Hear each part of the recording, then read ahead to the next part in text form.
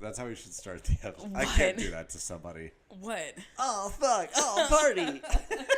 A reference to Drag Race, which I need to know how you felt about the winner of the season that we just finished. Correct. But I think it was correct. What was the thing you said before? Oh, our episode last week was, excuse me, let me not be such a dramatic asshole. It was longer than it normally is. It was like an hour and 40 something. Yeah. So it was like almost 2. That's almost 2 hours. That's almost like 5 hours. But if you think about our normal recording time is like 1:34. So it only added like 10 minutes to our average time, actually. Yeah. Which is long, but it's not. I think I'm remembering you and I recorded like almost 2 hours. You were here a lot that day, for Yeah. sure. We were sitting and shooting the shit for a long time. Hell yeah, we were bro. like, okay, we have to get back into it. Yeah. Spoiler alert for a season of Drag Race that came out 10 years ago. But we finished season 8 yesterday. It was so good. Mr. Farmer, how do you feel about the crowning of Bob the Drag Queen? Yes, that appropriate. Yes. Yeah. Like through most of it, I thought that Bob was going to win. The one time I got real nervous though when Bob had to lip sync against Derek Barry. Yep. A notorious like lip sync professional, but for Britney Spears, and Bob the Drag Queen was so like in character with what he was doing, like what the song actually called for. Yes. Phenomenal. Yeah. And then from then on, like it was over. Yeah. I think. Yeah. I thought that Naomi was close, but she's young Yes. and has some room to grow. Yeah. And Bob is just like the whole package. I love like Bob. diet Bianca. Yes, I love Bob so much. And I don't want to say that and take anything away from Bob. Just like or from comparing. Bianca. Well, that doesn't take anything away from Bianca. Well, to be like, there's someone out there who's doing almost what you're doing. I wouldn't say almost. You I don't said think. See, diet. yeah, but diet's like a clear step down. Oh, okay. That's what I think. It's Sure. sometimes used as an insult, but I don't think that it is. Yeah. Yeah, I love Bob. Yeah. That was the first season of Drag Race I ever watched. I didn't watch it when it was coming out, but I watched it like almost right when it was coming out. And I remember like Bob making a joke at one point, like right at the beginning, and being like, I really like her, I hope she wins. And like Nice. latching on to Bob. And Bob has a best friend named Monet, who you don't know because you haven't watched her season. And they're hilarious together. They're like some of my favorite people to watch online. Oh, and yeah. then Bob, we're now watching season 9, and Bob is also best friends with Peppermint. And Okay. Peppermint and Bob have a great relationship also. Already, that tells me that there's a decent chance Peppermint goes far. Although, we thought that about Katya and Trixie as well, and they both kind of went out early in their Yeah. season. Mm-hmm. They're which like is wild. after the fact. Well, they were both important on the show. But I would they imagine that became Katya- exponentially more successful because Right.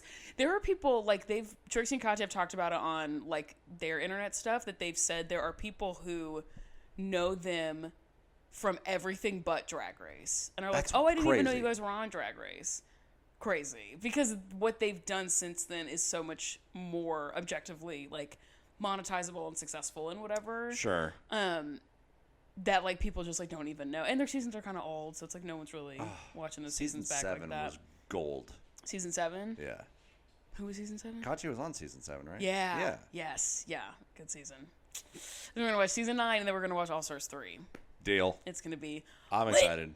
Austin recommended that to me as well. We were talking about it, and he was like, "No, I don't think you should jump into season All Stars 3 without watching All Stars 9 because it sets up some of the season 9. players." Or yeah. So anyway, that's what we're gonna do. And then after All Stars 3, who the hell knows? But The world's our oyster. so true. Literally so true. The drag world is in fact our oyster. Okay, you ready to do the theme song? Is that okay with you? Iggy is so mad. Right before we started recording, we cut her nails because she was click clack the cow typed moo over there, bitch. It was so bad. And so I had to put her in a freaking headlock. In like a headlock, yeah. While Rachel, I didn't like doing that at all. yeah, while Rachel cut her nails. Rachel It moved was so efficiently though, sad. so Yes. kudos to her. Yeah, but now she's not going to be as like when she Yeah. runs over here. Okay, time for the theme song. Maybe. Kind of, sort of. Iggy, come sit down. No, she doesn't want to.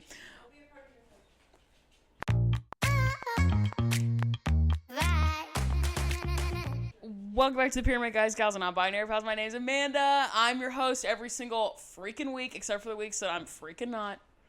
And who are you? And I'm Eli, the Dipshit Participation Trophy of co-hosts. And who are you? Rachel. Rachel. Hi, Rachel. And But friendly roommate. Silent So but friendly true. roommate. It comes to down. Iggy, get over here. She's mad. She's mad at you. She's like, no. Last time I went over to you, you put me in a headlock. Your mother is the reason that had to happen, Iggy. Iggy, she can go upstairs. That's fine.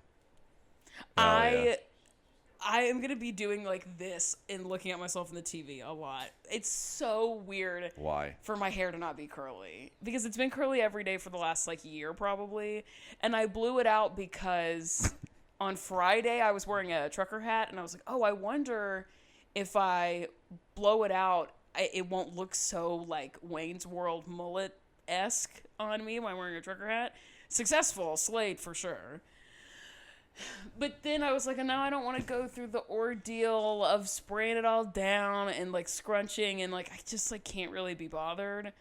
But it is freaky to see myself in the reflection. I'm like, who the fuck is that? Whenever I hear blowing it out, I think of blowing it up, and I imagine someone like shitting. No, a blowout. When you accused me of blowing up your bathroom. Oh yeah, that is true. Many episodes that was ago. That was so funny when that happened. I think you can see in the footage. You absolutely where can. I was just like, you're like, oh, this is becoming wait a predicament. I actually, hang on. Hey, Amanda, I can't wait another You're like, cut the minutes. Cameras dead ass. I'm about to shit my pants. Yeah. Yeah, it was awesome. Do you have a pyramid of life? I do. King of being unprepared? My goodness, do I would.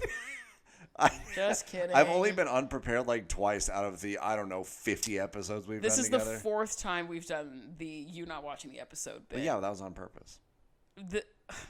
You not being prepared is on purpose. Yes. Okay. Great. I'm exactly as prepared as I'm supposed to be. You're as prepared as you want to be. As I'm supposed to be. Yeah, according to yourself. According anyway, to what's myself. your pyramid of life, loser? My bottom is when you guess wrong in traffic. And what I mean by that is you're sitting in traffic. It's like 4 lanes wide, or even just like if it's multiple lanes wide. And you're in the left lane, and the right lane starts moving up, and you merge into the right lane, and then it stops, and the left lane goes without you. And so I think that all the time. I was sitting in traffic the other day on 40, and it's a parking lot. It's a nightmare. And I'm in the far left lane, and the third lane, the one next to me on the right, starts moving. And I was like, okay, it's going to do the thing. I'm committed to the left lane, and then it's going to stop, and we're going to start moving. It went on, Amanda, for I think 2 or 3 minutes, and I was just like, I fucked up. Those cars are a mile down the road at this point. I know exactly what you're talking about. It is. That is like the worst feeling well, ever. it's you being dumb in a situation that's already inherently so stressful. Yes. And I just fucking hate it. My bottom of the pyramid is also traffic related. Oh, enough. let's get it. People who don't understand how a four-way stop works and don't understand how a stop sign How works. a foursome works? Because in What'd you say? this, how a four-way stop works. Oh. In the States, I don't know if this is the truth in any other place in the world, but in the States, if you get to a stop sign and it's any number of stops, like 4, 3, whatever, if there's a stop sign, the rule of the law is that whoever got there first goes first. Sure. MFs don't know that that's true. I don't want you to be like, no, you can go ahead. No. Don't do that. No. You're not letting me in through like miles long of traffic. We're at a stop sign. You got there first. There's no courtesy needed. There's a system here. You know what I mean? Like, you go, then I go, it and we're pisses good. me off. Or people that get to the stop sign and then slow down and then keep going. It's like, I stopped. It should be my turn. And you skip my turn. Yes. I hate that shit. There's a road by my house that I used to go to the grocery store, and people do that shit on that road all the time, and it makes me like irrationally upset. Yeah. No, I don't think that's irrational. Anyway, that's about my pyramid. What's the middle of your pyramid, bruh? The middle of my pyramid, I have 2. Okay. The first is, I'm certain we've talked about this before. We have talked about most things that can be talked but about. But like first dates. Sure. Are just like, or just like dating in general. It's like, it's fun. You can meet some great people. You can make some great memories. Maybe you'll fall in love. Who knows? but also like it's fucking tiring. I often end up being the one that has to like pay for everything, so like it's expensive. And Sure. The most exhausting, the part that I don't like about it, or I guess the part that I like the least, is the. So where are you from? Ugh.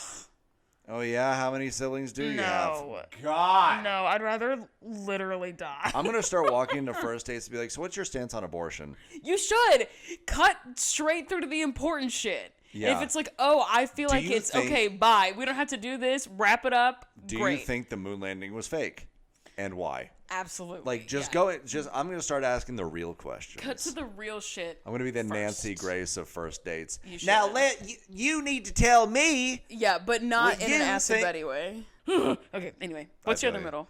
My other middle is. Oh, I forgot to start a timer. Oh, you silly! Well, it's 11 minutes. and Gosh darn it. 39 Okay. seconds. Okay, keep going. The other middle of my pyramid is weather, and I don't mean the weather outside. Weather? Hardly know her. I mean, like, when it's really hot in the summer, I'm just like, oh, I just want it to cool down, you know? And then it gets to be the fall, and I'm like, oh, it's getting kind of chilly. I can't wait for it to warm up again or whatever. And we're just stuck in this cycle of, like, not being content with where we are. I'm speaking Ooh, for... whoa, that was really deep, but yeah. Thank you. And also, that's what she said. But I don't like... Never mind. I don't like doing that. I don't Yeah. like feeling like through the last like 2 months, like it's hot as fuck It's outside. hot I as really wish balls. it was like 60 right now. And Mm-hmm. then I just know we're going to get through October. It's going to get a little colder than that. I'm going to be like, I That is miss not when it how, was sunny outside. That is not how I feel. I want it to be personally. green and sunny. I just want to go to the pool. Meh. You know, I went to the pool this summer, I think 5 times. Sure. And I spend all winter. Who else's pool are you going to? You I didn't think go we all went them to times yours with me. 3. Yeah. And I think I went to the Cottonwood pool once. Rude of you to know other people. But whatever, 4 or Upsetting. 5 times. Anyway. Anyway. But, and then, like, I spent all winter thinking about, like, oh, I should go to I'm going to go to the pool so much this summer. And then I go less than 10 times. Yeah. And I'm like, why was I so excited? Like, I need to Yeah.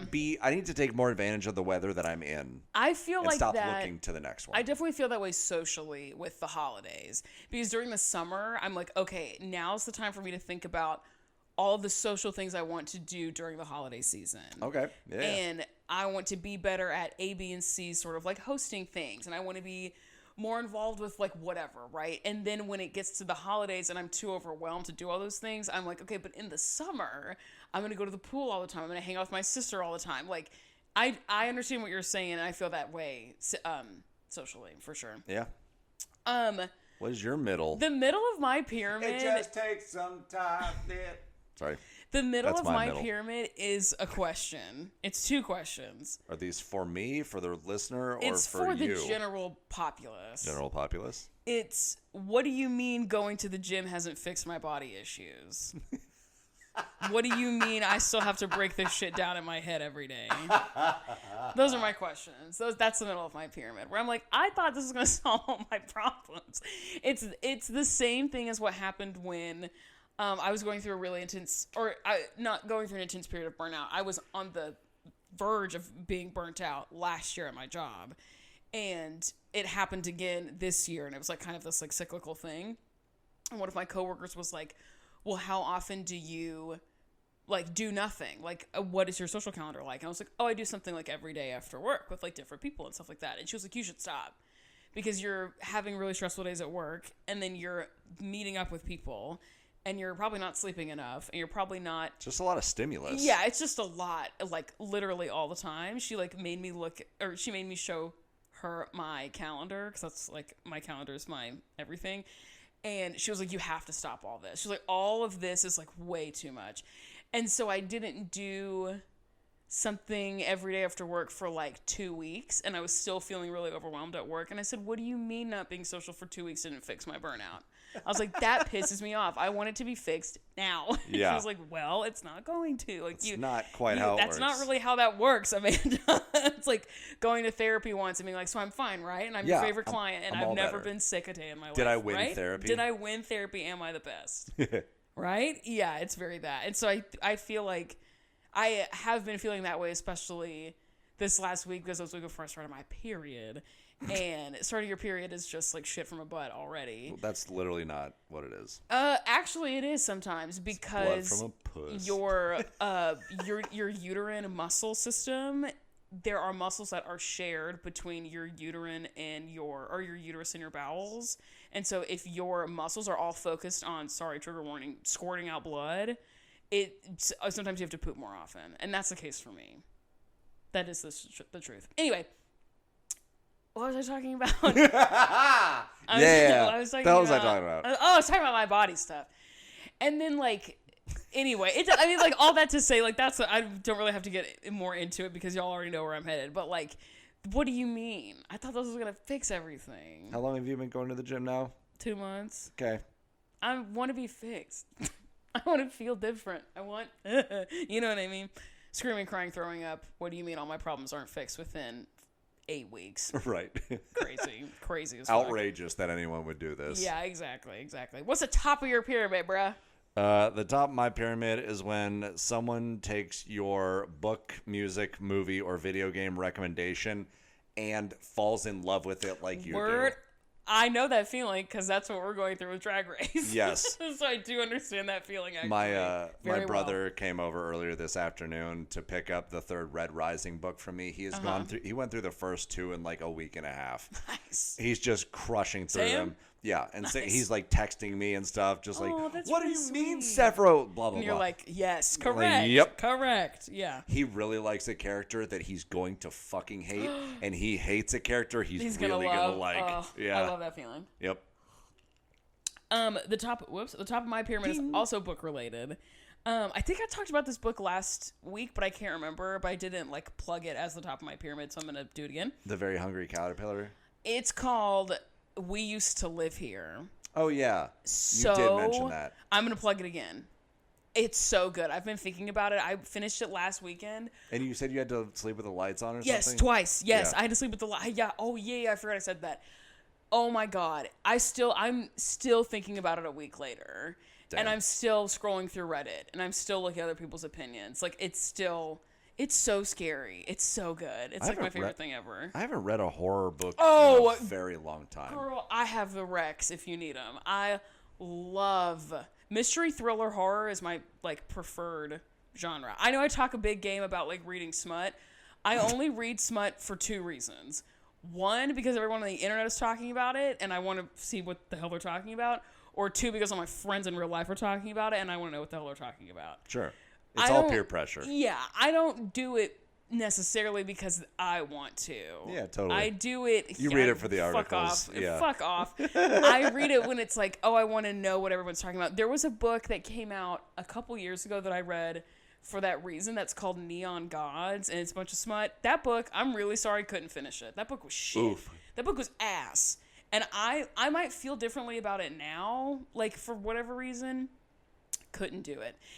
And there's the book club book that one of my book clubs has picked for this month is a book called Bull Moon Rising. You bitches Are mad. No, you're not. I'm mad.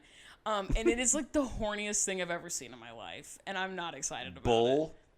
It's about a minotaur and a woman, and it's like, hey, what the hell are we doing? Hey, team. We have to talk about it off camera because I don't want this to get taken down off the internet. But it is, based on the synopsis, insane. And I'm not looking forward to it. I'm only reading it because it's the book club book. I'm excited to hear about it.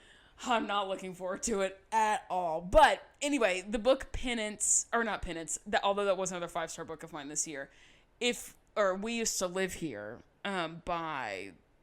I don't even remember, some guy, which is also kind of shocking because I don't usually live for. I remember written you by saying men. that exact thing. But it was really good. I really liked it. I did Google Except if he was the gay, greatest and like he's not. horror I was like, what the author hell? of all time is a man. Stephen King. Yeah. Yeah, I haven't read any of his books. Why would I do that? I actually haven't either. Why would I read a book? I saw The by- Shining. That movie was real good. I saw it, and that movie was really good. Oh, I did see that too.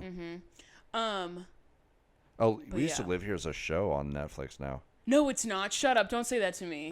That's popped up in my suggested. Hang on.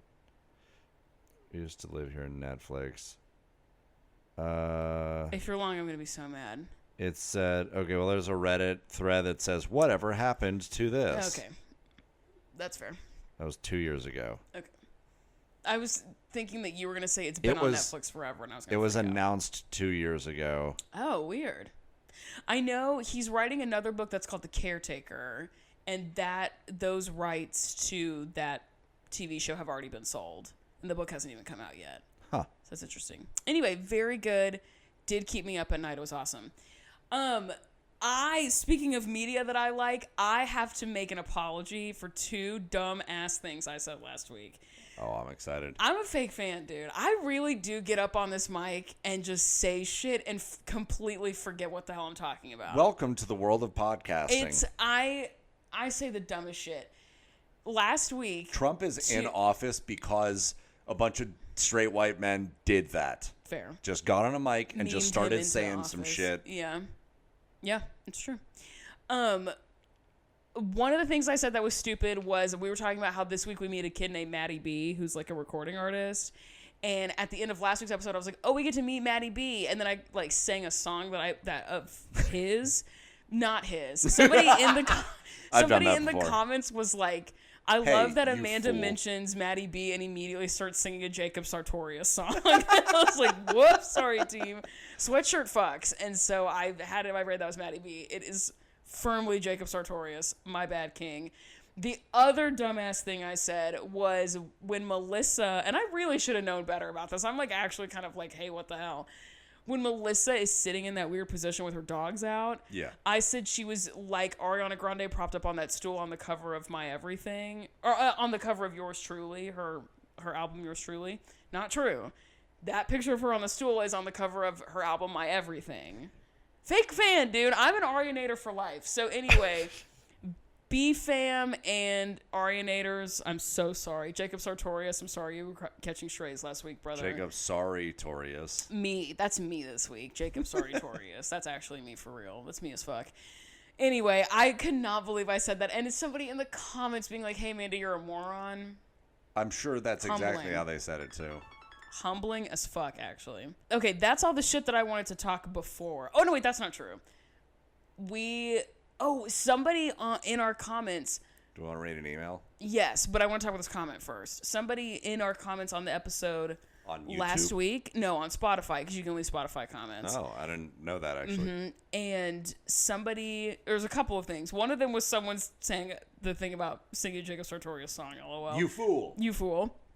And the other person said, a different comment, said, I'll also never not laugh when someone says liquor, hardly know her. Or since I'm from New England, when we talk about Bangor, Maine, we always say banger, hardly know her. Hell yes. Like, it's always going to be funny. How can you not? I wonder if Miley's album is actually about that town. Bangors. People from Bangor, Maine. Yeah. So on our episode 2 weeks ago, we were talking about, this is kind of an obscure ref, so you gotta lock in. I'm totes locked in. 2 episodes ago. Ancient history as far as I'm concerned. As far as your brain's concerned, 2 weeks ago is a long time. When they're in the green room getting ready for the competition, Abby has a fruit basket on the floor, an edible arrangement. Remember we talking about this? Yes. I was like, why the hell is there an edible arrangement here? The MDP, the other studio that they're like beefing with, somebody commented and said MDP gives them the edible arrangement because Abby sarcastically told them to send a fruit basket. Like, because like, oh, you think I'm scared of you? Like, I'm not worried about you. Like, send a fucking fruit basket. I don't give a fuck. And they literally did. So they called her bluff on it, and they did. That's I'm like, that's awesome. Awesome. But then the comment ends by saying, what platform do you watch the episodes on? Because there's a full scene where they bring it in and Abby picks it up and throws it on the floor in front of them. Coked out, probably. That's not this person saying that. That's me saying that. That's wild. That's crazy. Picking an edible arrangement up and throwing it is, like, that's... More like a throwable arrangement. It's stupid. That's also, like, a very Caucasian woman thing to do. To pick up a edible Spiking arrangement. a basket full of cantaloupe. And, like, slam it down is crazy. Do you like cantaloupe? I can't. Elope. I really don't fuck with cantaloupe like that. Walked right into that. I set you up on purpose for that. That's why I said it. But no, I don't She's fuck got with my back, cantaloupe, y'all. and I don't fuck with honeydew unless it's honeydew, Dr. Honeydew from the Muppets. Oh. He's the one with the glasses with Beaker. I thought you were gonna say I fuck with him. Dr. Honey. You're drinking a Dr. Pepper, so Dr. Honeydew would be like What's a that weird thing? Oh, I have a question about your brothers. If you and your brothers were like having a moment, the three of you, and one of you like hits the other, and it like starts a thing of like, well, now we're all fighting, like fist fighting. Who taps out first and who stands above? Like, who finishes the fight? Do you mean who beats the other two up?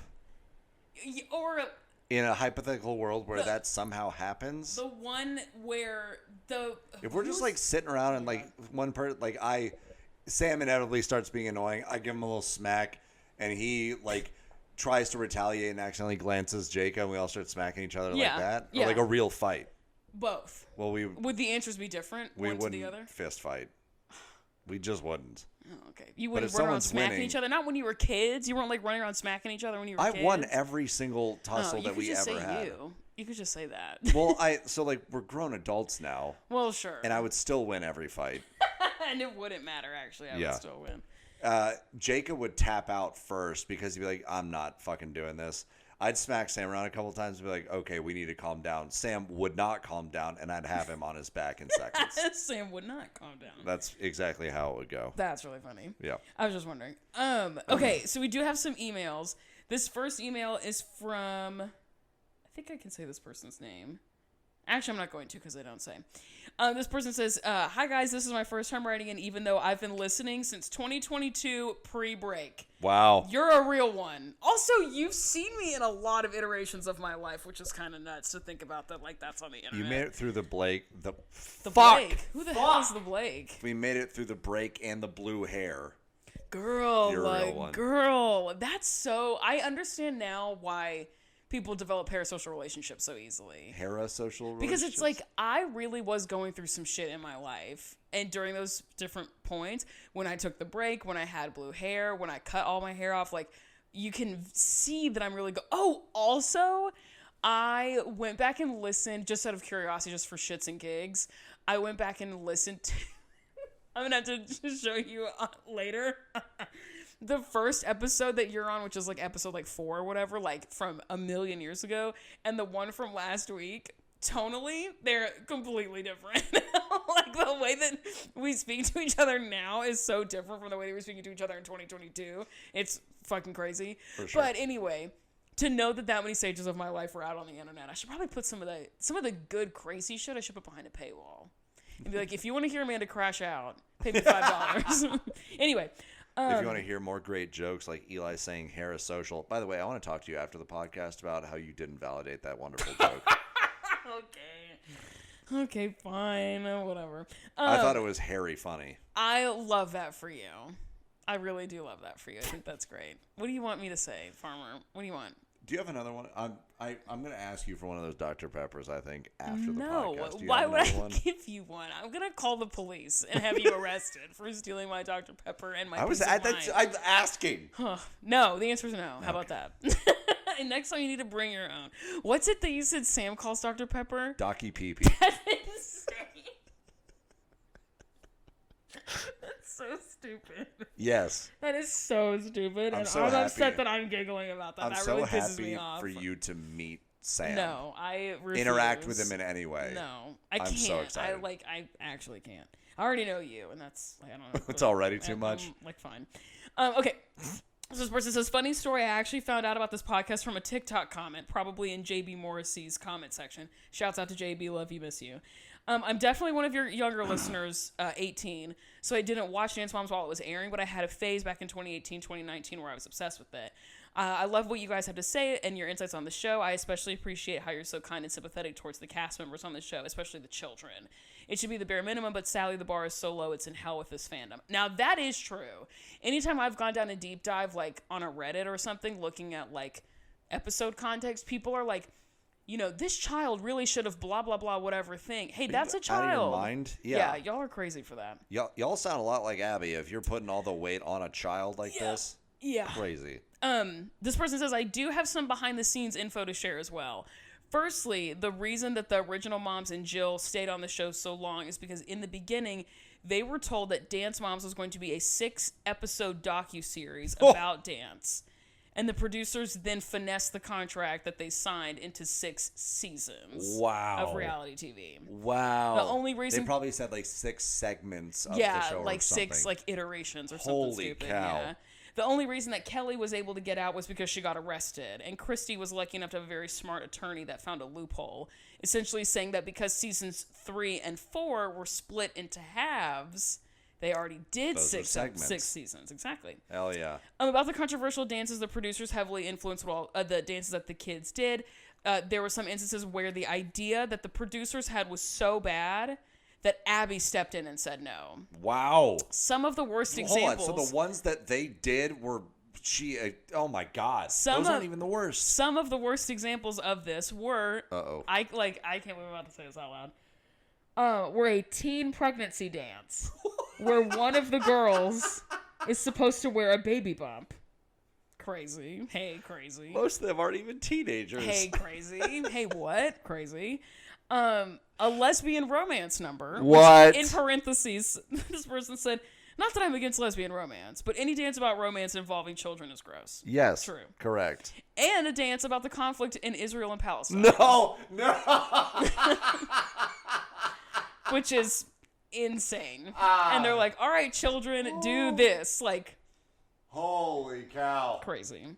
In season 6, where the girls are made to do a dance portraying old people where they walk out with walkers, but it's so bad that the moms change the choreography and the costumes. There's a YouTube it's just channel. bad. I was going to say that's not offensive. It's just bad. I got you. There's a YouTube channel called Max Z Boss who has a series called Dance Moms Uncovered where she thoroughly researches and research the behind-the-scenes mess of this fuck-ass show. She even found the production notes for certain episodes and seasons and dissected them in videos. Whoa. Highly recommend watching her videos. She has quit indefinitely and stopped posting, but you might be able to watch her old stuff. Also, I also love horror movies, too. And to answer Eli's question about who would be the final girl, I've made a whole order of how the cast would die in a horror movie. Oh, let's go. My order is, the first people would be Abby and Melissa. They're the ghost face. Sure. I fully believe Abby would be the ringleader, and Melissa, because she goes with everything Abby tells her to do, would go along with it, and then she would get betrayed at the end. Ooh. Opening kills Christy and Kelly, because obviously Abby would want her 2 least favorite moms to die first. Sure. Final girl is Mackenzie. Duh. I'm thinking of a Fear Street 1978 kind of thing where Maddie dies to save Mackenzie. Just like we thought. Exactly. Anyway, this email is very long, so I won't do a pyramid of life, but I love you guys, and I love this podcast. Nice. Thanks, girl. Thank you. Whoops. We have another email from... Also, remember when you write in, if we're allowed to use your name, we'd love to shout you out. Yes. But just like make sure you like give us express consent to do so. Or please. don't. And be like, if you don't say anything, we'll assume. I'm just gonna assume no. Just to not say it. Also, give me your pronouns, fam, because I need to know. We have an email from Alyssa, and she says, "Hey, y'all, see original. Good luck on your Melissa final." on the show. Can you imagine, Alyssa? See original. Good luck on your finals. Good night, Alyssa, bestie of the podcast. Had to write in to let you guys know I'm still here. I've DM'd the Insta a couple times, but only the emails get shouts out on the pod, so here I am. LOL. That's true. Because sometimes the Insta DMs I do be forgetting. So if you want to be featured on the pod, it either has to be a really funny comment that my little marshmallow pea brain will remember, or you're going to send me an email, girl. Or send me a DM, because I actually... Or, yeah, send him to the group account Eli will remember. How about that? That can be your thing that you do. I have a job! For this fuck-ass show. Yay, I contribute. First of all, happy birthday to the baddest bitch of all time who slays the universe, our podcast queen, and the woman who belongs on the top of the pyramid permanently, Amanda. Eli. Fuck you. You love to take things from me. That's what's crazy. I just what's crazy love is that putting Eli women down. Eli sees a cool thing that a woman could have and says, how can I make this about me? That's why I'm on this podcast, actually. I'm just slowly encroaching. So I'm just annoying. slowly taking it over. I'm so stupid. I'm going to go steal your diet or your Dr. Pepper. I'm going to take this podcast. Oh my God. You're gonna going to colonize my home. Yes. So annoying. Yeah, I'm going to have my own little corner. Like, what the hell's all that? What shit is that? Yeah. Amanda, when you tried to make an Eli joke in the past episode, I don't even remember what it was because I screamed, no, because I was worried that Eli was controlling your mind for a second. Leave the trying to be funny to him because you're naturally funny and I love it. Damn it, Alyssa. Amanda. You actually wrote this email. An email to myself, can you imagine? Amanda, I totally hear you about opening social media the day a new episode of TV airs and seeing spoilers immediately. So not cool.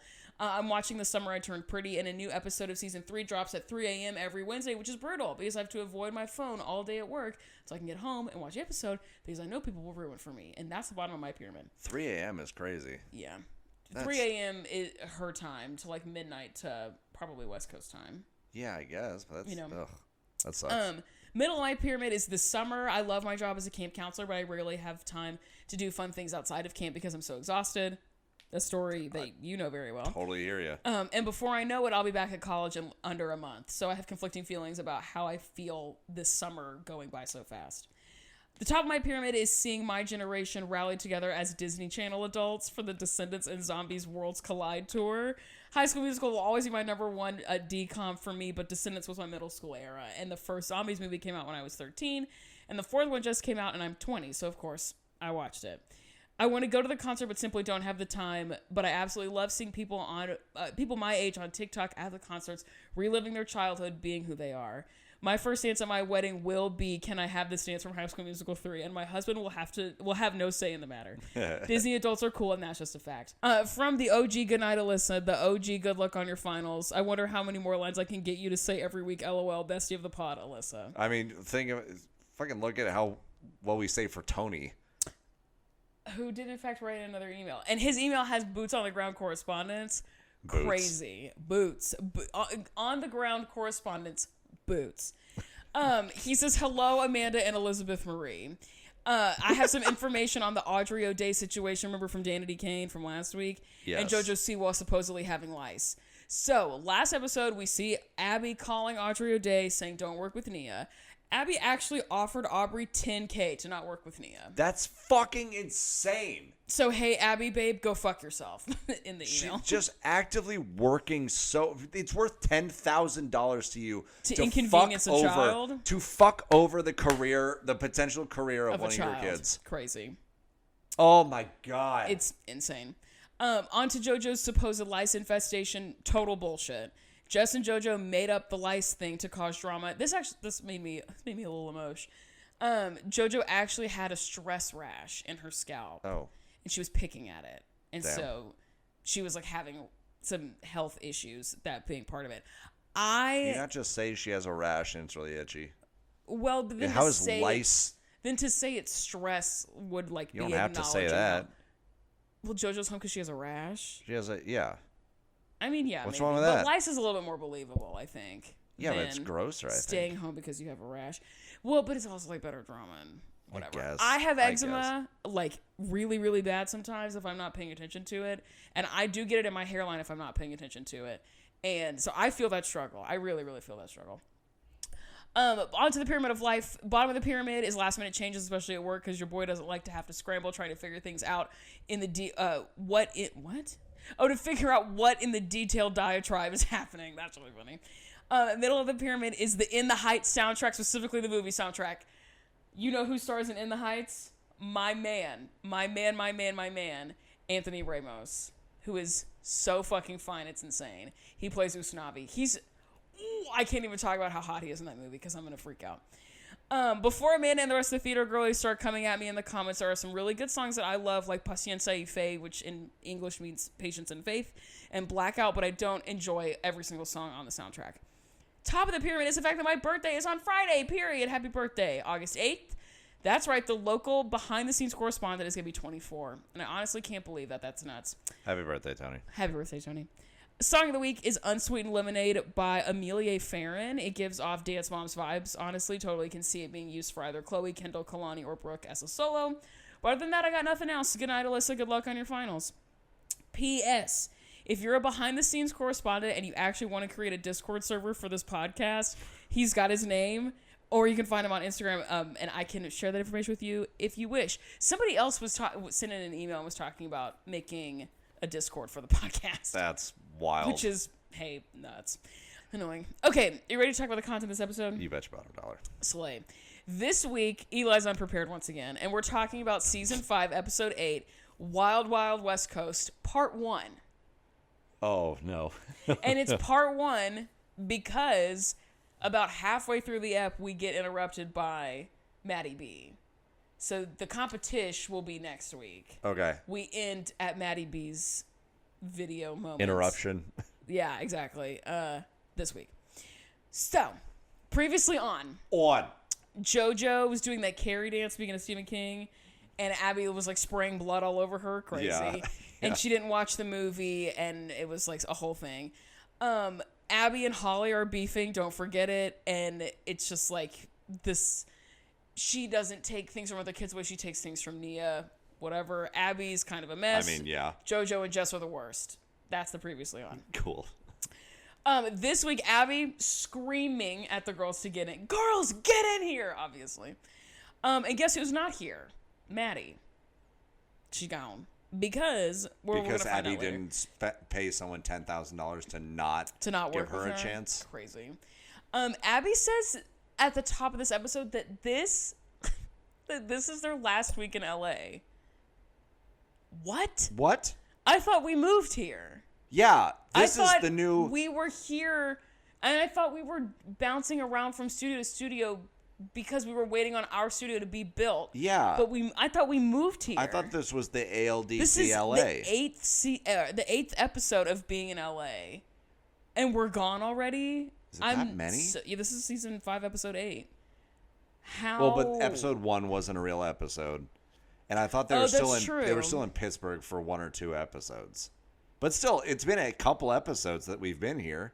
Yeah, you're right. I'm looking at my notes. What the hell's going on? Season 5, episode 2, they were still in Pittsburgh. Yeah.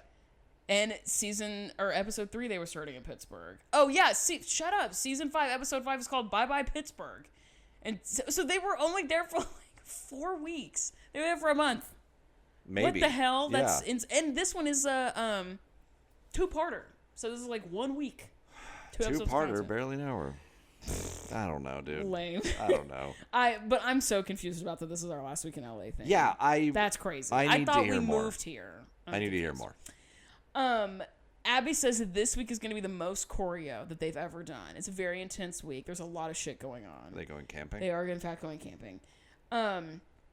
They need to be focused. She's like, all the girls to be on their A game. I need. What does she mean the most choreo? I remember a time where there was like a group and also a duo and a couple solos. There were like so many things going on. Recently, it's been like 2 solos in a group, and that's it. Well, no, this episode we do actually have. There's more again.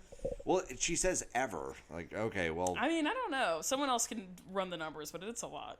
I don't know if it's the most they've ever done, but it is a lot. Well, we'll see.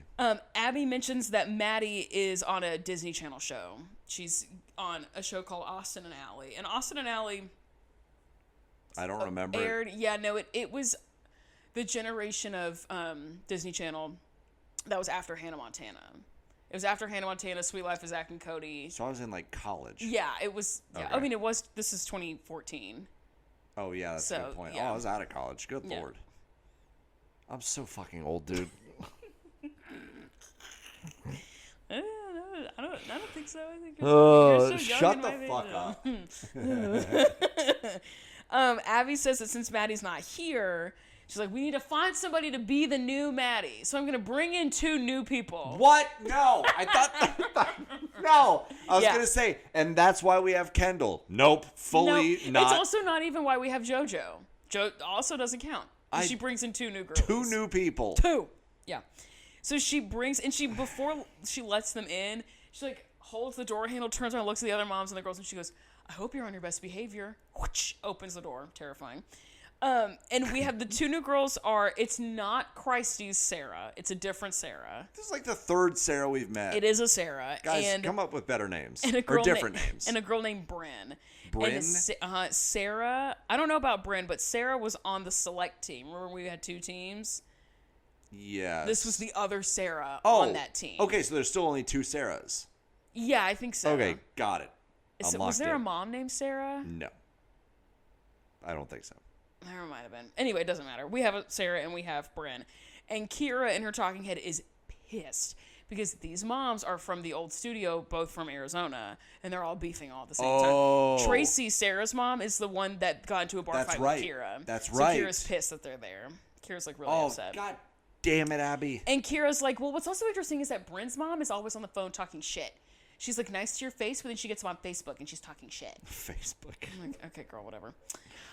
So we get the Pyramid of Children. Are And these it these goes- new children on the pyramid? Mr. Farmer, it goes down on this pyramid. I'm gonna It's fucking really freak not out good. Okay, already. bottom of the pyramid, worst child, Nia. I'm gonna throw your microphone. I just grabbed this Through with the like wall. You anger. pick it up and smash it into I the felt drywall. anger in my arm. I Please was like, don't, this is yeah. going through that window. She didn't perform with the group, remember, because Abby like kicked her out because Nia was being Nia, and Abby had a problem with that. I fucking guess, dude. JoJo is next. With a bobo? She says you were 5th in the competition, so now you're 5th on the pyramid. And she brings up that that JoJo didn't watch Carrie, didn't watch the Stephen King movie You as didn't a child. get scarred as like an 8-year-old. How old is she? Isn't she like 11 or something? Yeah, I think 11. She's Mackenzie's age. Still, that is too. I watched The Ring when I was 11 years old. I didn't sleep for a couple of days. Is The Ring based on a book? I don't know. Okay, I need to side Google something later. Anyway, keep going. Anyway, I watched it with my friends Alan and Michael, and Shouts out. I was so scared. I Really? couldn't think How old were straight. you? 11. I'm so scared. I literally couldn't think. I could not think about anything else. There's one scene where they open up a closet and a dead woman's in there, and she has just been like horribly disfigured. Sure. I still to this day can think. I picture exactly what she looks like. Oh, that's really sad. Still to this day. That was like what, 50 years ago when you were 11. So Abby's like, Yeah, it was one of them talkies. I had to stand there and crank the TV like this to get it to turn. Yeah. Speaking of No. You are a villain in my life. You know that. You are a force of evil in my life. All right, well, let's just keep on cranking then. Oh my god. So Abby says like she's pissed that she didn't watch the movie. And then Jess is like, but she did fine. She got 5th. Like, that's good. No, it's not. And Abby's like, it's not good enough. And Jess is like, she does fine, Abby. And Abby goes, well, fine. If she does so good, maybe she doesn't need to be on the team. Whoosh, pulls the picture off the thing. What? And this is a very viral clip where Abby screams at Jess and at JoJo, and she says she deserves nothing. Looks at JoJo. What? You deserve nothing. Screaming. Full volume screaming. That is so... So JoJo, because she's 11, starts to tear up. Wait, why? But why do you think she And did then that? Abby goes, no crying children. No crying children. JoJo looks her dead in the face and goes, well, if you yell at me, I'm going to cry. And then Abby looks at JoJo and goes, get out. I'm immediately a JoJo Siwa fan. It That's was what just awesome. happened. I'm going to have to show you the clip. It's awesome. Well, if you yell at me, I'm going to cry. That's what just happened. I just became a JoJo fan. God, why did you do this to me? She kind of ate them. That's up a little bit like correct. that. Yeah. The crux of this entire show is, hey, Abby, we're kids. Yeah. The thesis is how terrible of a human being can Abby be to these children? We're literally children. Yeah, exactly. If you yell at me, I'm going to cry. Don't cry. Yeah, well, if you Me yell, as I'm fuck. going to. Also, me as fuck. Also, that's hilarious because that's like kind of an adult thing yell to at me, say. I'm An gonna adult cry. would be like, if you yell at them, they're Oh, going don't to worry. cry. She reads Abby a little bit later. Oh. JoJo does. All right, Don't. let's fucking go. Hey, let me restart the camera. Hang on. Oh, Jess and JoJo leave because she's like, get out. So then they leave. Right. And Melissa Oh. looks at no. Jill and she goes, our kids would never do that. Oh my God, Jill. Melissa. She's like, I'm so proud that Melissa said that, not Jill. Right. You just said, oh, Jill. Melissa. I was about to say something else. I Okay, think I was. Melissa is the one who said that. Of To course, she Jill. fucking did. I'm very proud that I have no spine, and I'm trying to make sure my children don't either. Melissa, what the hell is wrong with you, girl? Oh, I got a list actually. Also, not a flex to No. be like, oh, our kids are dead inside. They would never talk back because we beat them emotionally. So, We allow this Not a good abuse. Encourage it actually. and then Abby in her talking head is like, well, what JoJo and Jess don't know is that I already had a solo and a costume picked out, or a duet and a costume picked out for JoJo to do a duet with Mackenzie. So like, they really blew it big time, and they don't even know it. I think Shut they're up. probably pretty okay with not being Think there they're if it fine. means they're not going to get screamed at by a psychopath. Exactly. So we see Jess and JoJo in the hallway. JoJo is doing such a good job at like deep breathing. She's Yeah. sitting like a stressed out dad at a soccer game where she's sitting in a chair. She has like 2 feet on the floor and she has both of her hands on her knees and she's like, That's dope.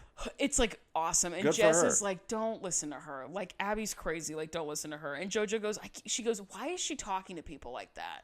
And Jess is like, I don't know. That's just who she is. Like, that's just her way of being. Because no one ever loved her and she's full of hate. Correct. That's why. And she has too much power and not enough. Well, she acquired that power because love. she's full of hate. She's like, I need. And too much money. That's how I. Makes you That's evil. how I can finally feel safe. Is if I get a lot of power and have control over people. And have money. And then JoJo asks Jess, why did we get kicked out? Like, what was the whole point of that? And Jess goes, well, it's because you talked back to her. And JoJo goes, oh, so she's a baby and she can't take back talk from a little girl? This is how I know that JoJo C was a homosexual. That's Or not a homosexual, but like a not straight person. That's Because that's collecting. fucking She's 11. awesome. She's gathering. She read her Like, down. That's amazing. Oh, so she's a baby and she can't take back talk from a little girl? That's. I mean, awesome. I need a second. It's incredible. That's awesome. And Jess is like, girl, I know. She's like, yes, yeah, kind of. that is exactly correct. She Yeah. She has a stunted emotional, like, she can't control her own emotions. She has no idea how to do anything, and so anything that anyone says to her is an attack. Yeah, and she's going to freak the fuck out. And Jess in her talking head is doing the thing that they all do, where she's like, I know this is a lot, but it's a good opportunity for JoJo, and I want her to have good things in life. You know Okay, what's a good awesome. opportunity is having a childhood with no abuse in it. Actually, that's a pretty good opportunity. That's also I think. a really good chance for success, is to love your child unconditionally. Yeah, just like raise them well, surround them with good people. I don't understand. That would be good. I think that would be a good opportunity. I'm not going to get into it too much because I'm sure there are reasons, even though there are reasons I disagree with. I cannot imagine being in the same room as my child and watching Abby Lee Miller scream at my child. Oh, I'm swinging and immediately. just standing there. Yeah. I don't know how you do that. You know what I mean? Like, it's nuts. I don't get it. And I don't get it. I don't care personally. what contract you've signed, you find a way out of it. Yeah, or like if it's like, oh, once the camera's cut, we all know like she's just playing it up for the camera. It doesn't matter. Like, I don't want to watch. I've said this before on the internet. I'll say it again. The only time I ever got into a fist fight in high school was because someone was talking shit on my mom. If that was my child, it wouldn't be a fist fight. That person would die. It would be like.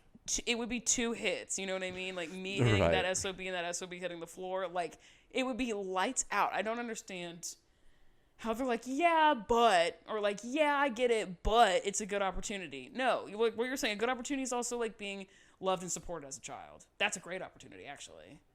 I don't get it. So then Jess tells JoJo, you should just go in and apologize. And JoJo goes, apologize for what? I didn't do anything. Damn right.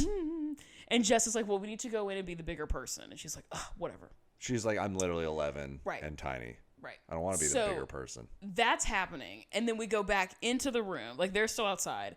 Maddie is in the middle of the pyramid because she was the leader of the group, but she did really well, but she's still in the middle. Kalani's next. Abby's like, I felt like you were able to keep up. You had some good breakthrough moments, whatever. Didn't the group win? Or they got second? Yeah, they won. No, they won. Yeah. So Maddie won but Kendall's on top because she beat somebody else in the solos. So it had Kendall to be got Kendall. second in the solos. Yeah, and don't worry, Abby brings that up. She's like, you didn't win the whole thing, but like, and then as she's explaining why Kendall is at the top of the pyramid, JoJo and Jess walk back in. And we just can't ever have they a start moment's peace. Going back and forth. JoJo standing very straight, standing very tall, all of like 4 feet tall. Not and even. she says, Abby, I'm sorry I didn't watch the movie. Fine. Not talking back. And I love that she didn't apologize for crying. Right. Why would you? She apologized because she objectively didn't do the assignment. The assignment was a bunch of bullshit and was stupid. Yes. But she didn't do it, so she's apologizing. Great. Totally fine. Abby's That's like, a loophole. And are you sorry for yelling and for crying and for talking back? Yeah, no. And then she JoJo says, no. That's called taking the high road. Okay, Abby, you wouldn't know the high road if it ran you over. Like, girl, shut up. But then she goes, okay. And then Jill goes, no. You were talking about how great Kendall was. Don't, cut into that. Fucking And Jill. Melissa opens her mouth and she opens her mouth to say, yeah, that's few and far between, but she backs out of that sentence halfway through. Because she's a spineless tapeworm. Tapeworm. She is. She That's kills awesome. me. So she like kind of is like a girl's girl, and then she's like, oh, just kidding. Well, no, that's conditioning. That's like Yeah. her instinct was to have Jill's back, but it has been beaten into her over and over again that no, you do not question Abby, and so that took over. Yeah. True. Oh, that's so gross. She wants to be there for her girls, but then she's not. Fuck you, Melissa. I wonder if we can lure Liza into being Liza. here. No, she's. Little. What is she doing? Liza. Patrolling. Liza, you're doing a great job of keeping the house safe and bug free. Mm-hmm. She's looking for bugs. Oh, Big stretch. Ugh. Hell yeah, dude. My favorite is when she stretch stretches. like a cat. She stretches like this, like her Like- body's like this, Like an arch. but her ears will like turn, and then they like quiver, like she's stretching her ears, and then she lays back down and goes. Dude, back to sleep. I genuinely wish love I could her. stretch as well as like a cat Yeah, it's could. crazy. Just your like literally Like, everything just yeah, cracking and it's so stretch. quick too. It's not like they're like having to be like, okay, like deep breaths into like stretching 30 the muscle. seconds. Yeah, it's just like I'm gonna stretch every single muscle I have in my body in 2 seconds. Done. Gotta say though, Efficient. I have way more muscle than that cat does, so it takes longer to stretch it. That's all I'm saying. Liza wishes. Ugh, what an awful sentence that She's was. just not anywhere I don't close. ever want to hear you say the words "that cat" ever again. Actually, nowhere Like, close. That was so Hey, cat, Ew. get down here. Flex your bicep. Let So me show you freaky. something. Her shoulder muscles are crazy. When she claws at something, don't do all that. When she's like clawing at the scratching post upstairs, you can see her like shoulder muscle. That's the only time you can see it. It's awesome. I'm like, period. I love her. Yeah, I miss Iggy though. I know she's really upset that we cut her toenails. I Call didn't her. cut her toenails. Call her. Come on. Come on. I think Rachel just opened the door. Wig. Come on. No, she's mad. Oh, she's pissed. She's pissed, dude. Listen, your mom's the one that cut your nails. You were just holding her in a headlock. I was petting her. Iggy, come here. Come on. Oh, I hear it. Oh, I see her in the Bonk, mirror. bonk, Boing, boing, boing. bonk. Hell yeah. Come up here. Hello, come on, boing. See, she's already forgotten about it. Oh, Okay, God. great. Oh, God. Dude, we're so fucking back. Okay. This week we're going to a competition called Starbound in Fallbrook, California. And Holly in her talking says that she's nervous because Nia doesn't have a solo. Well, yeah. And this is their like last chance to make an impression on the West Coast. Has Nia I gotten us? thought we moved here. Yeah. But whatever. Also, I would like to remind the class again, you are on television. You're making an impression by being on television. Whatever. And then Hell yeah. Abby's like, there's gonna be, because there's been so much feuding in the company, I'm gonna make that feuding about me, and I'm gonna make all of the dances about famous fights. Which is not really true. One of them is about a fight. It's really Also- just the one of them. Also, that's not the worst idea in the world. My voice looks like a goldfish on the bottom. Look. It literally looks like a goldfish.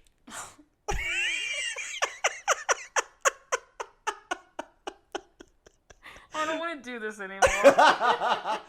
Oh, yeah.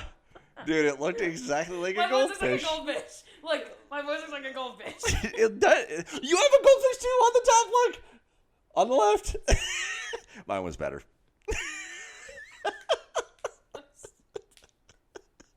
I like tears in my eyes, bro, for real. Oh my god, Yeah. bro, that really got me, actually. That was so stupid. We have a duet this week about Nancy Kerrigan and Tanya Harding. What? What? Fucking what? We do. Of all the famous fights, It's it's the next one's gonna be like OJ and his ex. oh my god, yeah. It's Kalani and Sarah. They're gonna be Tanya Harding and Nancy Kerrigan. Awesome. Kalani's twice her size, No, isn't she? No, I think the right Sarah. probably not. It's not the small baby Sarah. It's not Right. her. There's a different one. She's pretty Christ, tall. Sarah. She's like Oh, okay. she's. I mean, like they are the same age. Okay, looking okay. At least. Sarah's mom says that Kalani is the real Tanya Harding of the group. Or says sorry that Kira is the real Tanya Harding.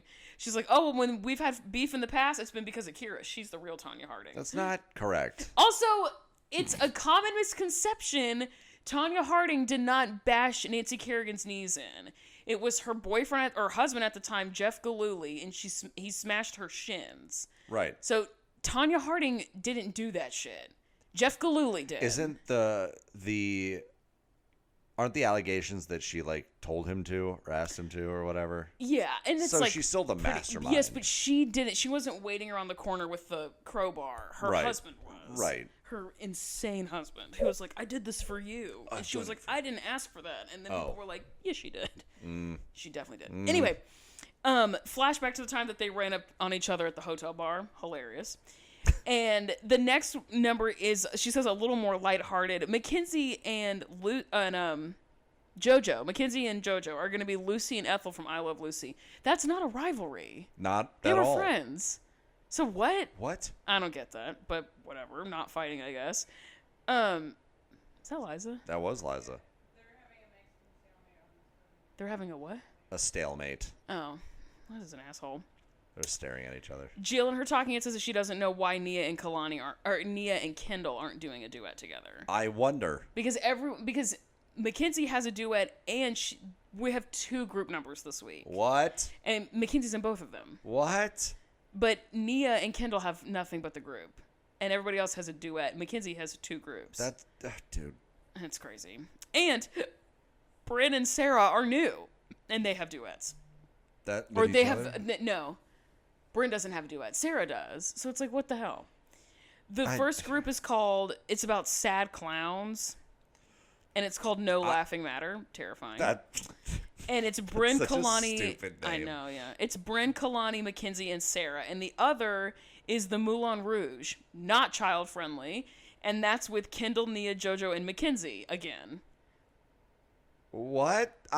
And they're bringing in a guest choreographer for the Moulin Rouge number, and all the moms are pissed about that because they're like, no, the numbers that Abby doesn't pay attention to are the ones they do poorly. So Abby should be paying attention to the sad clowns. Well, maybe. Or should it be paying attention to the sad clowns? But a guest choreo, they ought to be thrilled with that because they gripe about Abby's choreography all the time.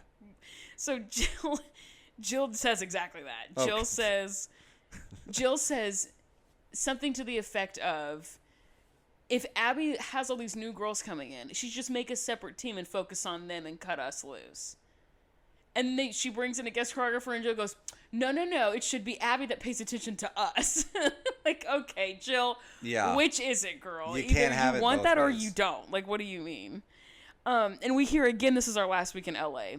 Thought we moved here, team, but whatever. Yeah, what do we get an explanation? Don't tell me. Not in this episode, we don't. What the fuck? Yeah, it's ridiculous. So we cut to a commercial. Commercial. And then we come back. That's our first commercial. Yeah, girl. The beginning of this episode was crazy. Dude, they take so... the pacing of the episodes is so recording for an weird. hour. Yeah. Well, we've also been talking a lot of bullshit. That's but it true. seems like I've never so, talked bullshit one day in my life. Rude. and nor have I. I've never been kidding or been bullshitting. I agree. You're very sick. Oh, do I hear a plopping down? Oh, yeah, potato. A potato going down the Rachel stairs. has sewn a hat for her father. Would you like to show the camera or no? That's dope. Yeah, I'm kind of proud of this one. It's show and tell. Ooh. Ooh. Your Stanley Cup looks like 4 feet tall in the camera every time I edit. That's awesome. Because of the perspective. That's dope. Nice. Heavy hat. That Fully lined, period. Very Same. slay, Rachel. was I just talking about? Oh, if we get resolution to, I thought we moved here. Yeah. But then I had another thought. I don't remember Oh. what it was.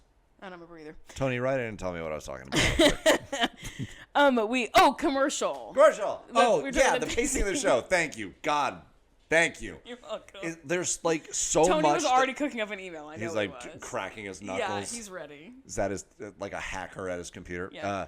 But there will be so much content for the first like chunk of the show. We're almost like halfway through. It feels like sometimes, and before we hit a commercial, and then there's commercials at the end. There's like 5 in the last Yeah. like 15 minutes. Yeah, it's true. There's Wild. That happens in this episode too. The commercial breaks are Great. frequent. When we come back, we're seeing the No Laughing Matter sad clown group with Gia.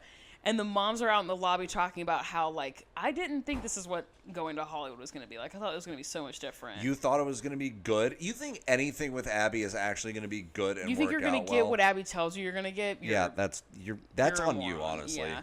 And Holly says, I've been annoyed pretty much since we landed. Correct. She thought that was funny. And then she's the like, 4 years before that. Yeah, well, she says, like, it doesn't matter what city we're in. Nia's going to be treated the same way, and it's Right. not good. Right. Right. And let's see. Oh, in the talking head, we're talking about the breakdown of the dances. Abby is, and she says that maybe if these two swings are good, they could be permanent numbers or permanent members of the team. I wonder if she can go 7 consecutive days without trying to dangle something over someone's head or punishing someone for something that she, like, told them to do. Punish them for obeying instruction. Yeah. No. And the moms are, like, talking shit about the groups, and they're talking about how, like, Kendall and Nia should have something because Mackenzie gets 2 numbers and everybody else is, like, you know, kind of doing their thing too. And Holly talks about the pattern of the new girls and is like, look, we've been down this path many times. They come in, they are annoying, they get more attention than our girls, blah, blah, blah, whatever. And then Jill is like, I have a question. She comes back and she goes, so I know Kira and Tracy, you guys came from the same studio, and you, like, really don't get along. What is that? Why? Ooh, I like it. And then they start to talk, and then she looks at, I don't remember Bryn's mom's name. It's like Ashley, I think, but because she, like, almost never speaks. But she looks at Bryn's mom and she goes, "And how do you fit into all this? Are all 3 of you don't like each other? Like, what's going on?" I love that. Jill's like, "Oh, there's a pot. Pass me a spoon, bitch. I'm stirring I think it." that's also good. Like, hey, let's That just was get things out in funny. the open. That was funny what I said. I think you've said that to me before. Though. There's no way. There's no way. But Jill does love to stir a pot. Well, it was very good. Thank you. But I almost wonder. Also, I was way too concerned with what I was about to say. Well, yes. So, like, I heard it, but I was like, I don't have the brain power to, like, Me actually as well. respond. Now you know how I feel when I don't acknowledge your That's shit. right. But yeah, I think that's good. Like, get it all out in the open. Like, so we actually are all, like, on the same playing Yeah, field. if we're gonna beef, let's just talk about it. Hell yeah. Exactly. And Bryn's mom says it's just like a really competitive studio. So, like, we're not sitting around a campfire singing Kumbaya. We're not friends. Like, it's just really competitive. That doesn't sound like the full Oh, you have another half She of the does sentence. say that Kira finessed Kalani into being where she is. She was like, I admire Kira because Kira knows how to play the game. Kind of a read. I have some questions now. And she's like, Kira knew how to... I can't believe I'm going to have to say this. And you're going to be like... Kira knew what to do on the back end. And so Kira got Kalani where she is now because of that. You know... No, I don't. When you said, I hate that I'm going to have to say this out loud, I was thinking, it's probably not going to be that bad. But I bet Kira knows what to do on the back end. Bruh, I know you. Like, come on. Yeah. Anyway, Jill is like, okay, there's a bunch of mess. This is, like, not, you know... The moms just don't like each other because they don't like each other. That's really all it is. They're just not fans. We see the group rehearsal, and in the middle of it, Abby gets a call from Maddie B's father, his father, who's his manager.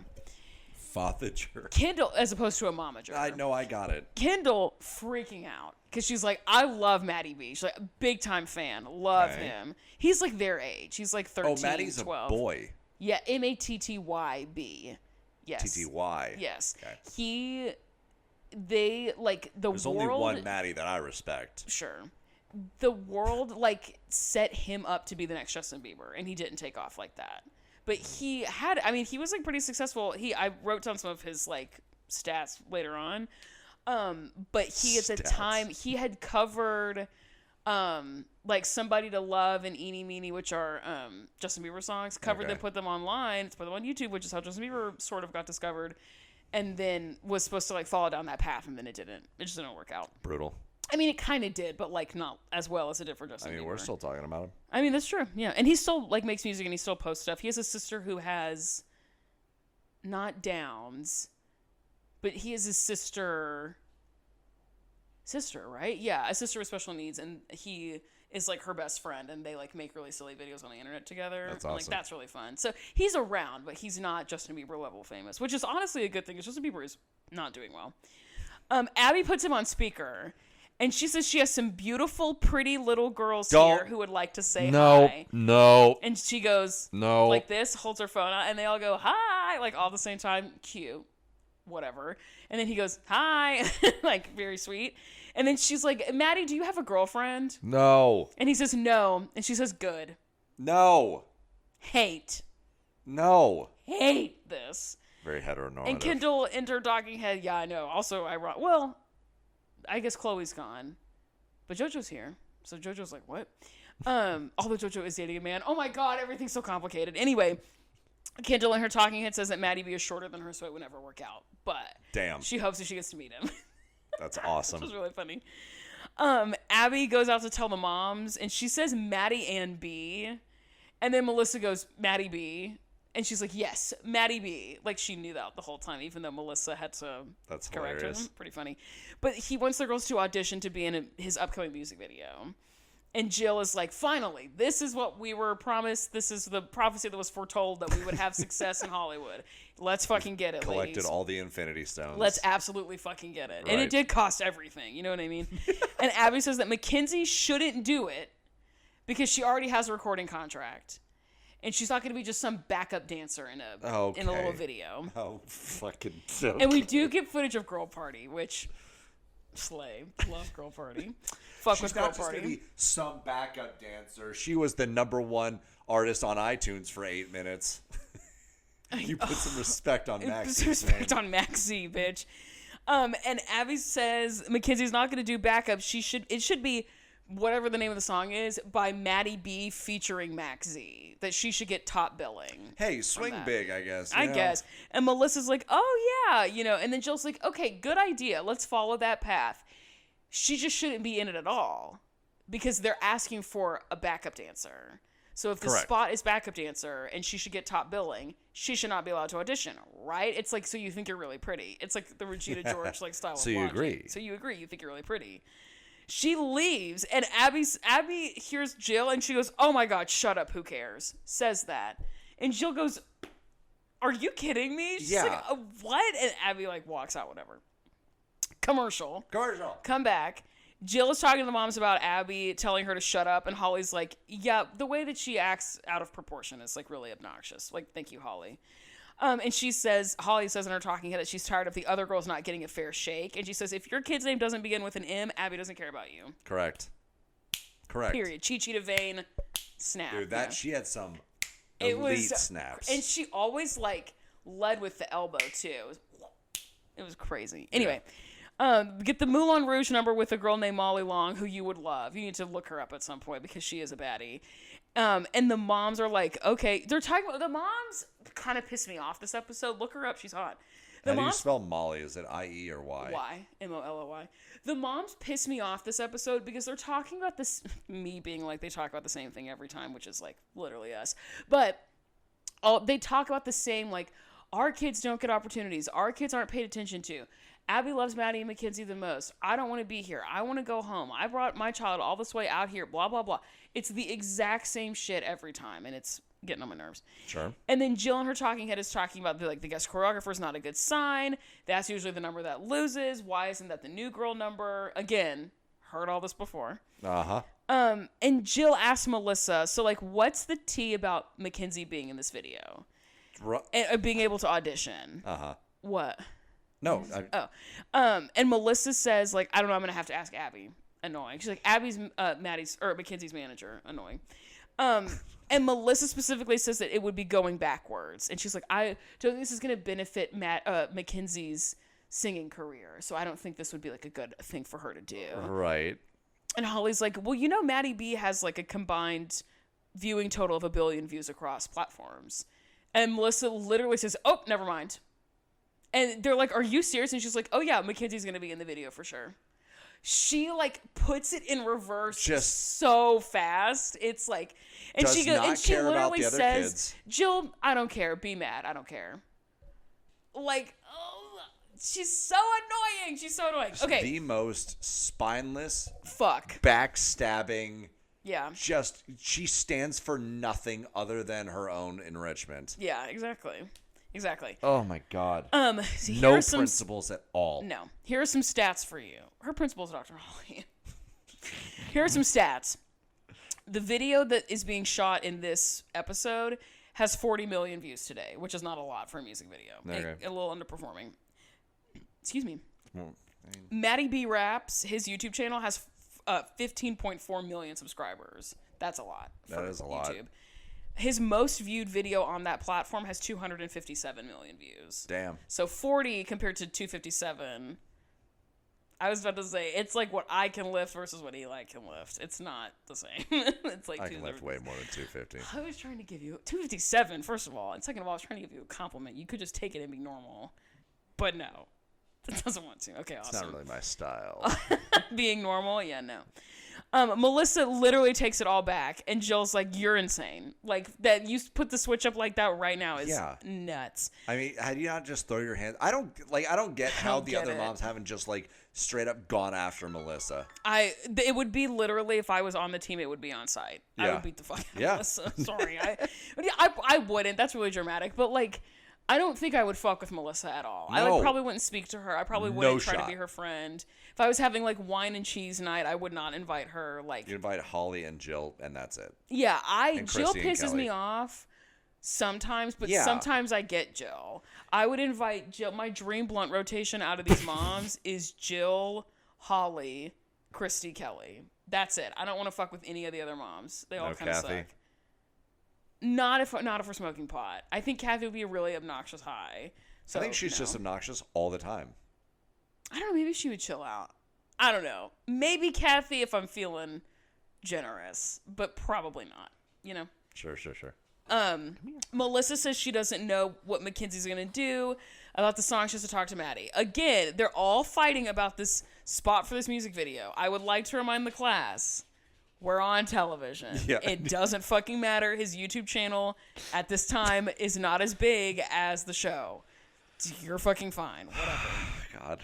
It's so stupid. Yeah. It's all just, stupid. Like you do such a great job. Like I want to remind the class. I would like to remind us you're we're on television.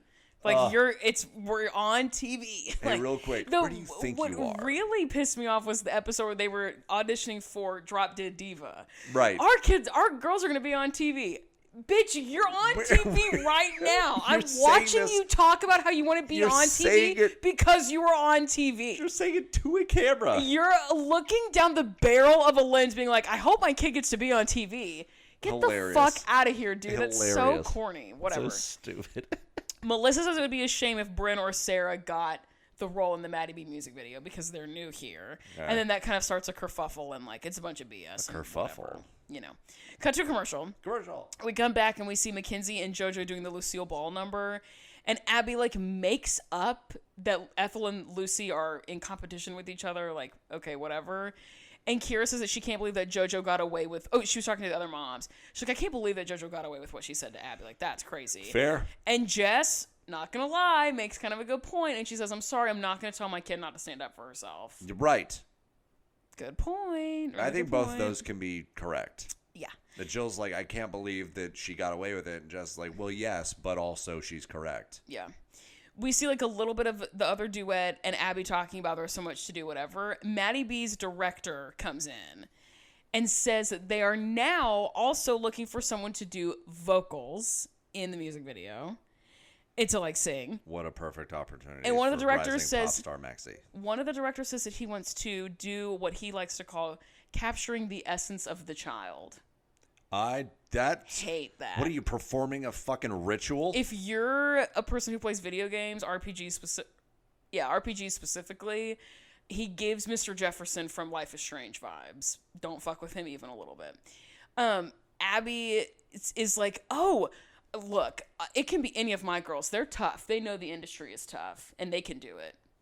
Hey, shut Where was up. that energy when you're actively cock-blocking Nia from Like- getting booked somewhere? Literally, you're insane, actually. Yeah. Okay, Just the back and forth. we cut to a commercial again. Commercial. We were. We just I know. did one. That's what I'm saying, girl. It was crazy. So we come back. Oh. The whole Maddie B team is in the hizzle. They're like really here, locking it in, being like, hey guys, what's up? Matty B Raps, the whitest kid you know, and his not all white, but mostly white management team. We're all here to tell you guys how to rap. So I'm realizing that there's probably more commercials in this episode because a celebrity, an ideally a rising celebrity is on it, so they think it's going to get watched more. Views, yeah. Apparently, Abby and the video director go way back. She says he helped me out when I was rescuing other studios. That sounds like he slid you some cash one time. Whatever. Yeah, you were starting up a business and you needed a front. And it obviously didn't work because she filed for bankruptcy, but whatever. Right. And she says that either Mackenzie gets the lead and shares top billing, or she's not in it at all. That's the tea. Whatever. The girls go into audition. And I wrote in my notes, I'm so glad I never have to audition for anything ever again. Auditions are fucking shit. Yeah. I hate them. And we if find you go out... on a first date, that's a little bit of what it feels like sometimes. Hence why I don't fucking go, because That's I a fair don't love point. to audition. That's a fair point. So the girls go upstairs. We find out, you guessed it, all the girls are going to be in the video. They're just figuring out what tiers they're in. If who's going to be ensemble, who's going to be secondary lead, and who's going to be the main girly. That's what we're doing here. Whatever. As always, it was a whole bunch of something because there's a whole bunch of nothing. Girl, what happens is like so nothing. Yeah. It's a montage sequence of... A montage. It's put on a shiny sequenced gown, Roxy Andrews style. It's the girls dancing. Nia death drops. They don't like it. Mackenzie does too many tricks. They say that Sarah has a mature vibe. Ugh. Oh. One of them makes a comment about either her or Kalani and says, yeah, they're the same age as the others, but you would never know. Don't like that. What? And then the directors... Hopefully they mean the talent of dancing, the maturity of dancing. Probably not. I think these straight men in Hollywood for sure mean that. All of them are on the Epstein list. Wouldn't surprise me. The directors are like pitting JoJo and Mackenzie against each other a lot. They do make them sing a cappella. Also a fucking nightmare. I'm sure it was a disaster. As a child, my worst nightmare, actually. Anyway, and it's like back and forth, whatever. So, and then at this point I wrote, so no competition this week, I guess. Yeah. Totally throw that out the window. At this point, it's kind of feeling like that, I'm sure. And then I wrote, explains why this is part 1. Because part 2 is the competition. Yes. We cut to a commercial. And we come back. And we're at an old diner. It's this very, like, American greaser hardly knower, like, milkshake vibe. That's what we're doing. Girl, you want a milkshake. Girl, don't. Girl, enough. Girl, stop. Speaking of which, I'm hungry. Okay. I want a burger and a milkshake real fuck. You want a burg? Okay. Dude, I love a burg. I love a burg, I can eat a actually. couple burgers. Very funny thing that happened at Lebanon's mini camp yesterday. So the kids, whenever the director calls to reset, like they're working through drill, and he says reset, they run back to their spots, and like one section leader will like do a little call out, like trombones, for example. One will say, the section leader will go slide, and then when everyone else gets set, they'll all yell pride. Oh, sure. Fun. Slide pride, or mellow, yellow for the mellophones. It's a fun little deal. That would have been me. And one section, I think it's the trumpets, like 3 of them just decided they were going to quote Jennifer Coolidge saying, you look like the 4th of July makes you want a hot dog real bad. It makes me want a hot dog real bad. And they all say it just like that, but they wait until really funny. right after everyone else is done. So like there's just mayhem on the field for like a couple seconds. And then you hear like everything quiets down and I want a hot dog real bad. And like it hangs over. It's so funny, dude. That's awesome. I laughed for like a couple of minutes. They had to stop rehearsal. Who was I talking? Was it so you well. I was talking to, talking about a trumpet player?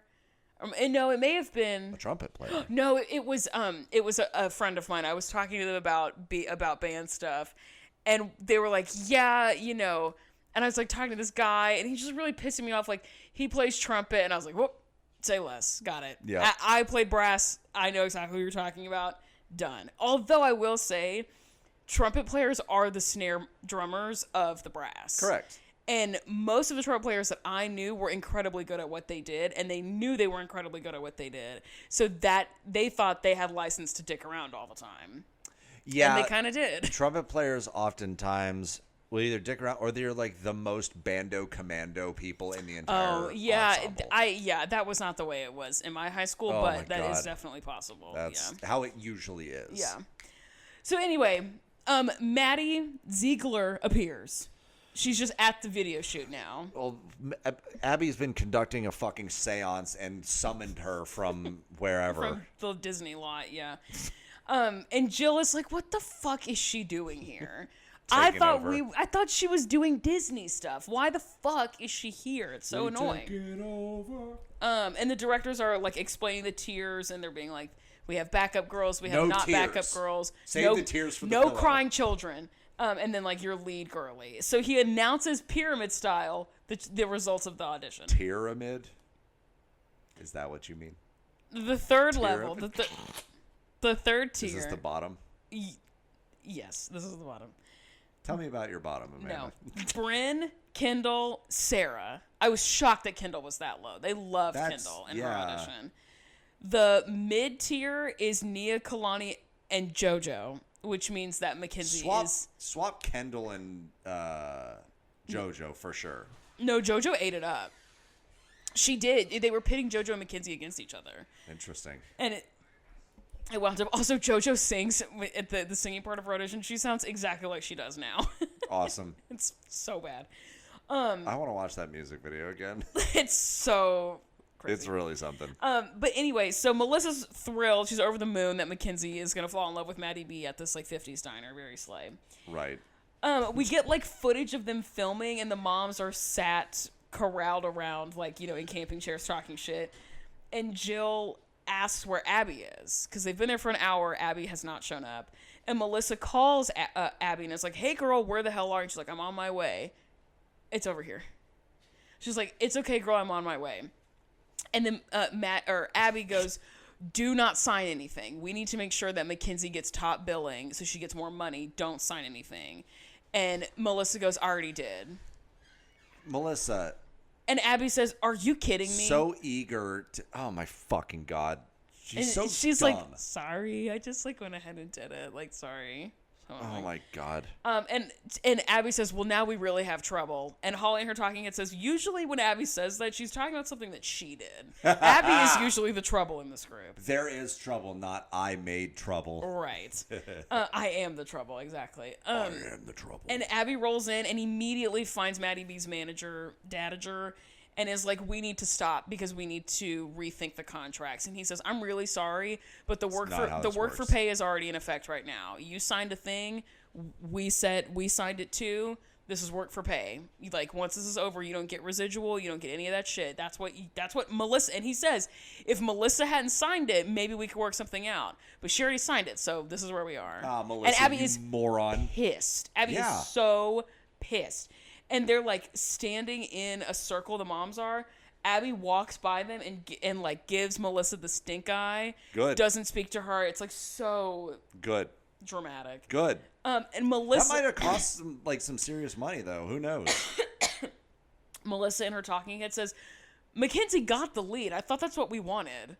So, like, I don't know why she's mad at me. Like, you do know why she's mad at you, girl. Don't like, play come dumb. on. Yeah. You are dumb, but don't act like it. Don't act like it, girl.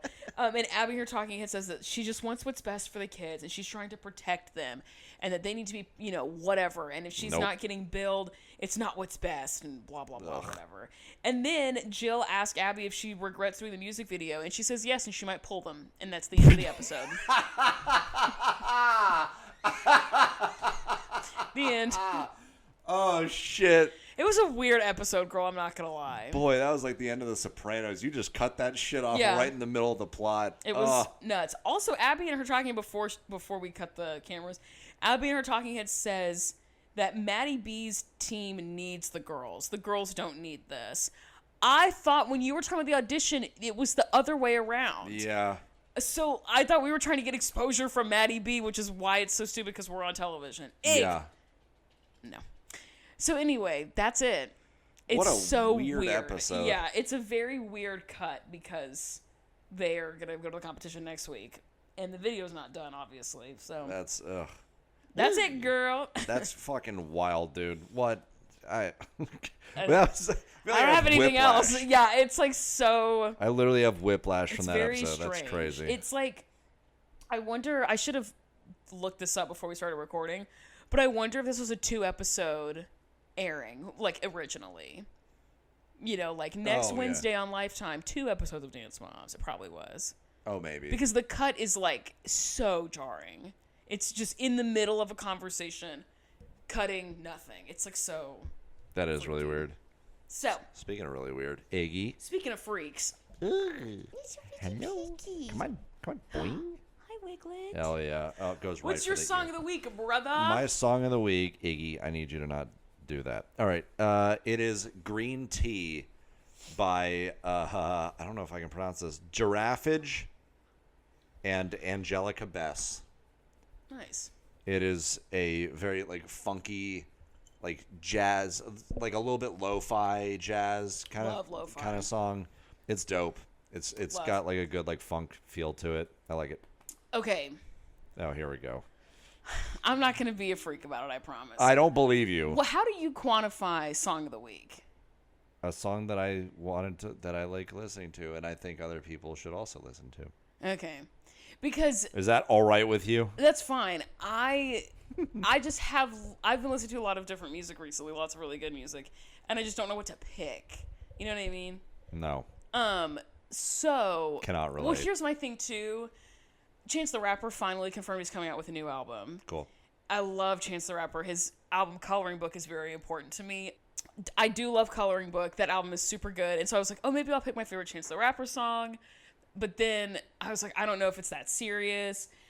But I've been listening to lots of really good music. But the song I can't stop listening to is, in fact, the remix of Pony that I sent you last week. Yeah. I have listened to that. Did you listen to that song or no? Yeah.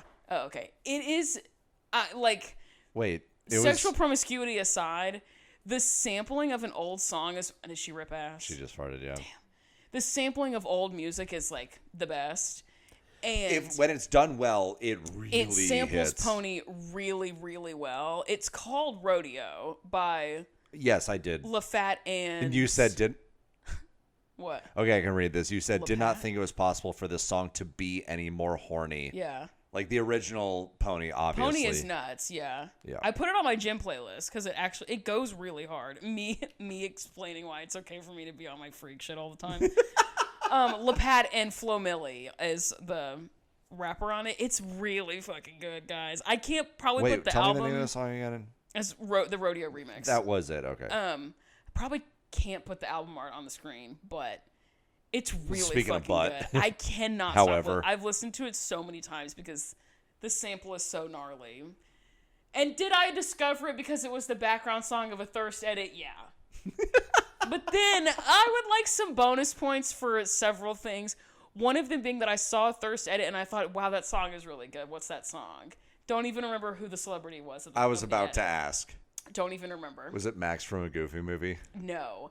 Although that edit was funny, and you know. Yes, that was really good. And the fact that I said that to you in the middle of the night, being like, here's the Thirst edit. It's Max from the Goofy movie. That was awesome.